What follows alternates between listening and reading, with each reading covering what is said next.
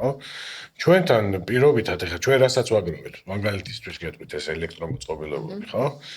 ამას აგროვებდნენ და დღესაც აგროვებენ ჯართის ჩამოყალიბებელი პუნქტები, ხო? ნუ იქ ალბათ ყველასთან მოდის სახლთან ახლოს და რაღაც იძახის მამაღლა რო იბარებს ჯარს და მე თქვენ ამას აბარებთ და მიაქვს ეს და შლის კუსტარულად რა.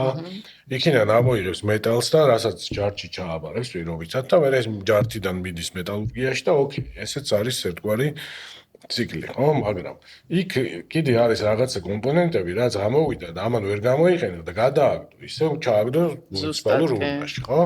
ის ისე მოხდა ნაგავსაყრელზე და აქ დაირღვა ეს სტორი ხო წრე.